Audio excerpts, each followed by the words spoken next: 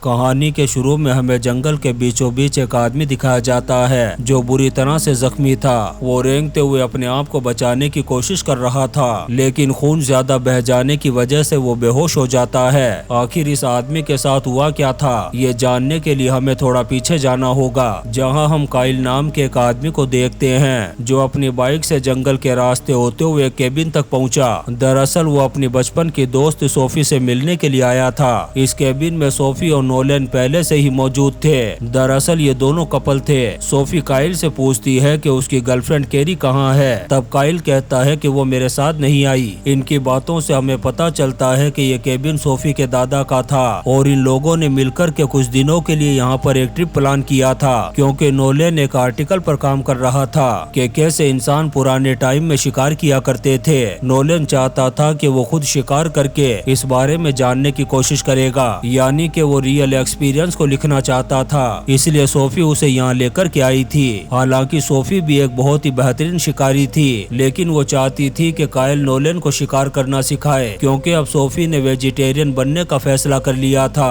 Kyle ये जानकर के बहुत ज्यादा हैरान था। वो सोफी से पूछता है कि ये कब हुआ। तब सोफी बताती है कि कुछ साल पहले जब मैं शिकार पर निकली थी तो अचानक से मेरे सामने एक हिरन आया। जब मैंने उसकी आंखों में देखा तो अचानक से सब कुछ बदल गया। उस दिन मैंने फैसला कर लिया कि अब मैं कभी भी किसी जानवर की जान नहीं लूंगी। खैर थोड़ी देर बाद काइल नोलन को तीर चलाना सिखा रहा था। नोलन उससे पूछता है कि इन एरोज पर वर्ड क्यों लिखे गए हैं। तब काइल बताता है कि जब वो छोटे थे तब ये तीर उसके लिए सोफी ने बनाए थे, तब से वो इन्हें अपने पास रखता है। ये प्लास्टिक के तीर नहीं थे, बल्कि पूरी तरह से नेचुरल चीजों से बनाए गए थे। नोलन भी अब तीर चलाने की कोशिश करता है, लेकिन बार बार उसका निशाना चूक रहा था। ये देख कर के सोफी हंसने लगी। नोलन उसे कहने लगा कि अगर तुम इतने अच्छे से तीर चला सकती हो तो फिर मुझे क्यों नहीं सिखा देती।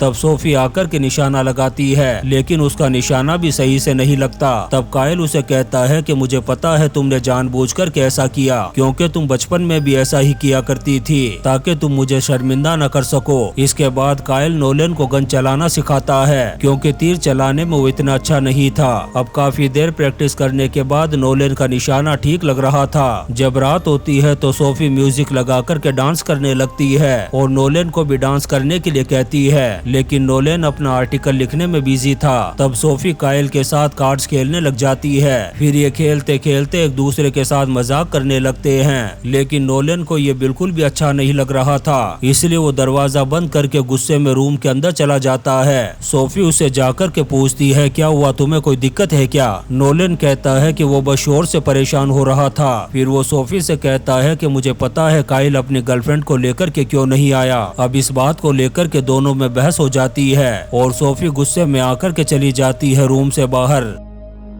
काइल ने भी इनकी बातों को सुन लिया था। फिर जब सोफी खाना बना रही थी तभी नोलन आता है उससे माफी मांगने के लिए। तभी काइल सोफी के पास आकर के पूछता है कि क्या उसे मदद चाहिए। तब सोफी उसे आलू छीलने के लिए कहती है। जब नोलन देखता है कि सोफी उससे बात नहीं करना चाहती तो वो वापस अपने रूम में चला गया। उसके जाने के बाद सोफी काइल से पूछती है कि केरी तुम्हारे साथ क्यों नहीं आई, आखिर क्या वजह थी। तब काइल उसे सच बता देता है कि उनका ब्रेकअप हो चुका है। ये सुनकर सोफी को बहुत बुरा लगा। वो काइल को गले लगा लेती है। इन दोनों में दोस्ती तो थी, लेकिन प्यार व्यार जैसी कोई चीज नहीं थी। इसके बाद सोफी नोलन को बताती है कि शिकार करना मेरे दादा ने मेरे डैड को सिखाया था, फिर मेरे डैड ने मुझे सिखाया। इसके बाद काइल और मैंने बचपन में ही शिकार करना शुरू कर दिया था। नोलन कहता है कि उसने भी कभी नहीं सोचा था कि वो शादी करेगा, लेकिन सोफी से मिलने के बाद उसने अपना इरादा बदल दिया। काइल को कुछ भी समझ में नहीं आ रहा था। तब सोफी बताती है कि उन दोनों ने एंगेजमेंट कर ली है और जल्दी ही दोनों शादी करने वाले हैं। ये सुनकर के काइल भी हैरान था, क्योंकि उसे ये बात पता नहीं थी। कुछ देर बाद सोफी जब बर्तन धो रही थी तभी काइल उसके पास आकर के कहता है कि उसने इतनी जल्दी शादी करने का फैसला क्यों कर लिया, क्योंकि वो नोलन को सिर्फ 1 साल से ही जानती है। जिस पर सोफी कहती है कि हाँ ये बात तो सच है, मैं उसके बारे में ज्यादा कुछ नहीं जानती, लेकिन नोलन एक अच्छा इंसान है। सोफी काइल से माफी मांगती है क्योंकि मंगनी की बात उसे नोलन से पता चली। तब काइल कहता है कि मुझे इस बात का बुरा नहीं लगा। फिर थोड़ी देर बाद काइल नोलन के साथ बैठ कर के ड्रिंक कर रहा था। तब शराब के नशे में नोलन कायल से पूछता है कि क्या सोफी के साथ उसका कभी कोई रिलेशन रहा है। ये सुनकर के कायल परेशान हो जाता है। वो नोलन से कहता है कि छोड़ो इन बातों को। नोलन कहता है कि सोफी ने उसे बताया था कि जब तुम लोग 18 साल के थे तब तुम दोनों के बीच में कुछ हुआ था, लेकिन कायल उसकी बात का कोई भी जवाब नहीं देता। इसके बाद नोलन रूम में चला जाता है सोफी के पास और सोफी को भी यही बात याद दिलाता है। तब सोफी उसे समझाती है कि उसे कायल से जेलस होने की जरूरत नहीं है, वो बस एक गलती थी और ये बात कायल भी जानता है। नोलन इस बात के लिए उससे माफी मांगता है, जबकि कायल अभी तक उस बात को लेकर के परेशान हो रहा था। अगली सुबह कायल और नोलन जंगल में शिकार करने के लिए जाने वाले थे। सोफी नोलन को अपने साथ फोन ले जाने के लिए कहती है, लेकिन नोलन कहता है कि वहाँ पर नेटवर्क नहीं होगा, इसलिए फोन की जरूरत नहीं है। और क्योंकि कायल भी उसके साथ है इसलिए उसे घबराने की बिल्कुल भी जरूरत नहीं है। इसके बाद सोफी कायल के पास जाती है और उसे एक गोली देती है और कहती है कि जब भी मेरे डैड शिकार पर जाते थे तो एक एक्स्ट्रा बुलेट अपने पास रखा करते थे। कायल सोफी से पूछता है कि आखिर नोलन को तुम शिकार करना क्यों नहीं सिखा रही, जबकि तुम एक बहुत अच्छी शिकारी हो। सोफी कहती है कि मैं नहीं चाहती कि मेरी वजह से मासूम जानवरों की जान जाए। अब कायल और नोलन शिकार करने के लिए जंगल की तरफ निकल जाते हैं, जबकि सोफी घर पर अकेली थी। ये दोनों एक जगह पर रुक जाते हैं, फिर आगे पैदल चलना शुरू कर देते हैं। नोलन उससे पूछता है कि आखिर शिकार के लिए सही जगह कैसे ढूंढें। तब कायल कहता है कि हमें शेल्टर ढूंढना होगा, साथ ही जानवरों के पंजों के निशान भी देखने होंगे। इन कामों में कभी कभार बहुत ज्यादा टाइम भी लग सकता है।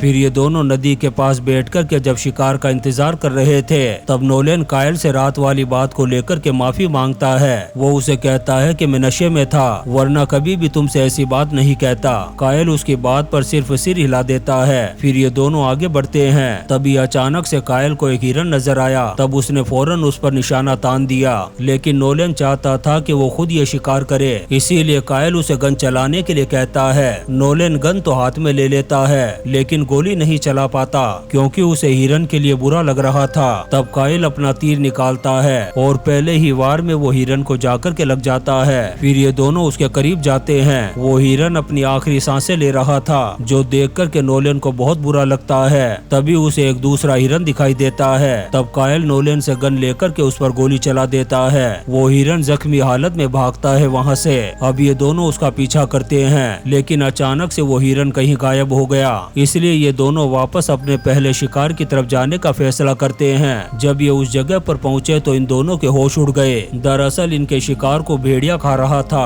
और अगर उस भेड़िए की नजर इन दोनों पर पड़ी तो उसका अगला शिकार यही दोनों होंगे। डर के मारे नोलन की पैंट गीली हो गई थी। कायल उसे शांत रहने के लिए कहता है। कायल अपनी गन निकालने की कोशिश करता है, लेकिन उसकी गन फंस गई थी। जब नोलन मदद करता है गन निकालने में, तभी उसकी आवाज भेड़िया सुन लेता है और हमला कर देता है नोलन पर। नोलन जोर जोर से चिल्लाता है और कायल से जान बचाने के लिए कहता है। तब कायल गन निकाल कर के निशाना लगाने की कोशिश करता है, लेकिन बंदूक में गोली ही नहीं थी। तब कायल ने कांपते हुए गन में गोली लोड की और भेड़िया पर चला दी। इससे भेड़िया वहाँ से भाग गया, लेकिन नोलन बुरी तरह से जख्मी हो गया था। वो कायल से कहता है कि उसे सांस नहीं आ रही, लेकिन कायल भी इतना ज्यादा डर गया था कि वो नोलन को वहीं पर छोड़कर के भाग गया। शायद वो यही चाहता था कि नोलन की मौत हो जाए। वो बाइक लेकर के वापस केबिन में पहुंचा, जहां वो सोफी को बताता है कि जब वो शिकार कर रहे थे तभी उसका निशाना चूक गया। तभी एक भेड़िए ने आकर के उन पर हमला कर दिया। ये सुनकर के सोफी भी हैरान थी, क्योंकि उसे बताया गया था कि पिछले 5 साल से यहाँ पर कोई भी भेड़िया नहीं दिखा। जब वो नोलन के बारे में पूछती है तब कायल घबराते हुए कहता है कि मैं नहीं जानता वो कहाँ है। ये सुनकर सोफी बहुत ज्यादा गुस्सा हो जाती है, क्योंकि कायल उसे अकेला छोड़कर के आ गया था।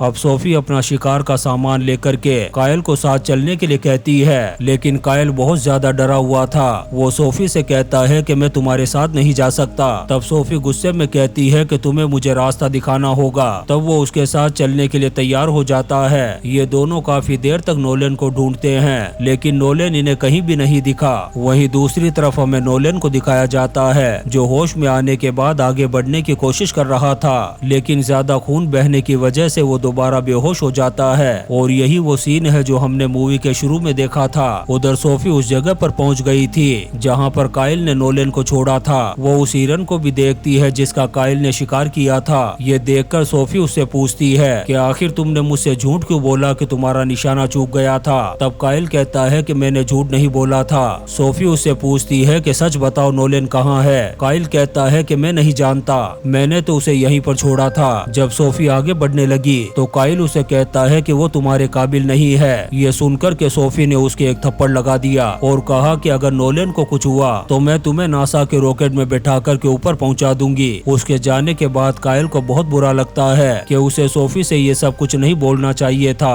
और न ही नोलन को अकेला छोड़ना चाहिए था। अब काइल अपनी बाइक लेकर के वापस केबिन की तरफ जाने लगता है, लेकिन रास्ते में उसका फ्यूल खत्म हो गया। जब काइल फ्यूल भरने के लिए रुकता है तभी अचानक से उसे भेड़िए की आवाज सुनाई देती है, तो घबराहट के मारे सारा फ्यूल गिर जाता है नीचे। अब डरते हुए काइल अपनी गन निकालता है, तभी अचानक से बहुत सारे भेड़िए आ जाते हैं। काइल ट्रिगर दबाता है लेकिन गन में गोली ही नहीं थी, तब वो तीर चलाना शुरू कर देता है। भेड़िया भी धीरे धीरे करीब आ रहा था। काइल का निशाना भी सही नहीं लगता, तभी अचानक से एक भेड़िया हमला कर देता है उस पर। तब काइल जल्दी से वो बुलेट निकालता है जो उसे सोफी ने दी थी। वो कांपते हाथों के साथ गोली चला देता है जिससे वो भेड़िए भाग जाते हैं वहाँ से। उधर सोफी को भी पंजों के कुछ निशान नजर आए जिससे वो समझ जाती है कि जरूर आसपास भेड़िया है। वो अपनी बाइक लेकर के जब आगे बढ़ती है तभी रास्ते में उसे नोलन मिल जाता है, लेकिन अचानक से पेड़ से टकरा कर के वो गिर जाती है नीचे। जब उसे होश आता है तो वो नोलन के पास जाने की कोशिश करती है, तभी एक भेड़िया आ जाता है उसके सामने।